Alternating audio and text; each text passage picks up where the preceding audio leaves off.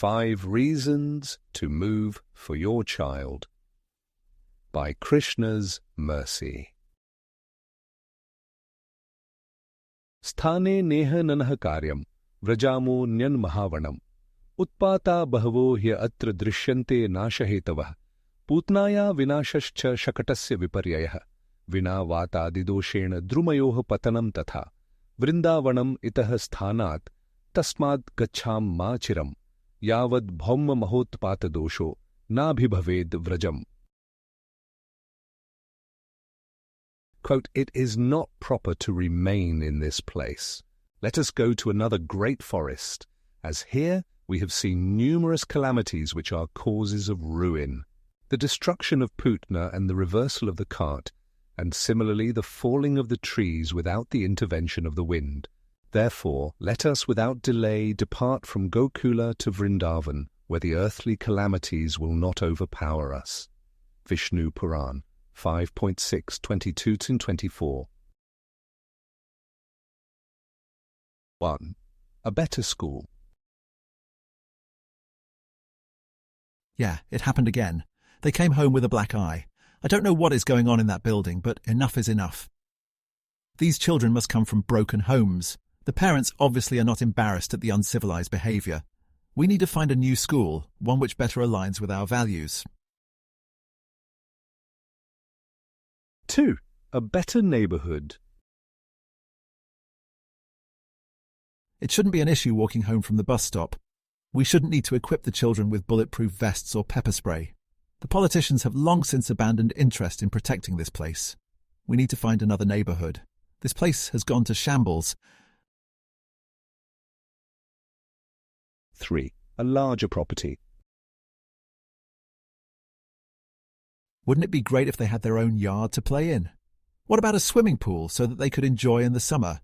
Perhaps we could get some animals and the kids would be responsible for them. I think now is the right time to think of upgrading our living arrangement. 4. A better opportunity for advancement. Yeah, we almost had no choice. They were getting too good in that particular sport. We needed a place where they could train year-round under the tutelage of top instructors. The weather where we lived was not conducive to such a lifestyle. We don't know if they will make it to the professional ranks, but at least we can try. We don't want to have regrets later on. 5. Better luck against earthly calamities. This was the justification by the elderly men of the rural community of Gokula. The setting was thousands of years in the past, during the manifest pastimes, Prakata Leela, of the Supreme Personality of Godhead as Sri Krishna. Amongst supporters, there will always be a mild controversy as to who is the origin. Is it Vishnu or is it Krishna? Did Vishnu advent as Krishna or is Krishna the origin the entire time? Bhagavad-Purana reveals that Vishnu gave prior notice of his arrival through an internal message delivered to Lord Brahma, who is the creator.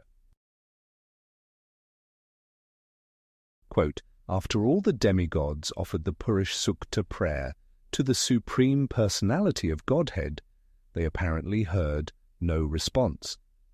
Then Lord Brahma personally sat in meditation, and there was a message transmission from Lord Vishnu to Brahma. Brahma then broadcast the message to the demigods." Krishna, the Supreme Personality of Godhead, Volume 1, Chapter 1. Irrespective of the side on which a person falls, the interactions in the earthly realm are pleasing to hear, instructive for elevation out of ignorance, and relevant to any population of beings and period of time. In this case, Krishna is the dependent. He is a young child. He can barely speak, but if he could communicate anything, it would be lack of fear. He seemingly has no idea of the danger that surrounds him. He manages to pull through the worst calamities, and the caretakers, the people in charge of protecting him, are left scratching their heads. There is the witch who fools everyone with her external. She pretends to be a beautiful nurse, resembling a heavenly denizen. She manages to feed poison to baby Krishna, except it is like she is the poison which needs to be extracted from this world.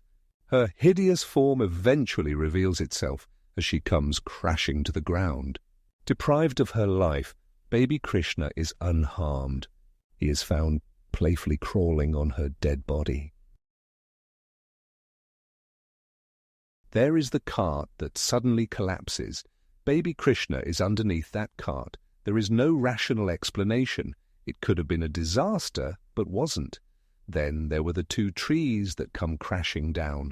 The elders could not identify a fault dosha on which to pin the blame. No sudden breeze, no lumberjack, fleeing the scene, axe in hand. The elders made a decision. They would move to a great forest, Marwan. They would pack up their things and make the shift to Vrindavana, leaving Gokula behind. We see from the above review that this is not a case isolated to that period of time. As long as there have been caring and attentive parents, there have been shifts made to address issues related to the dependent children. An astute observer might notice a potential vulnerability. In ordinary cases, an acharya of the Vaishnava tradition, who is devoted to the same Krishna, might use the events in real life as an opportunity to criticize. The parents are in Maya, you see. They are in illusion. They are bound by the hard knot of sense gratification, as described by His Divine Grace A.C. Bhaktivedanta Swami Prabhupada. Quote, "Everyone comes to this material world attracted to sense gratification, and the hard knot of sense gratification is the attraction between male and female. By this attraction, one becomes overly attached to the material world in terms of griha kshetra sutta aptavita, that is, home, land, children, friends, money, and so forth.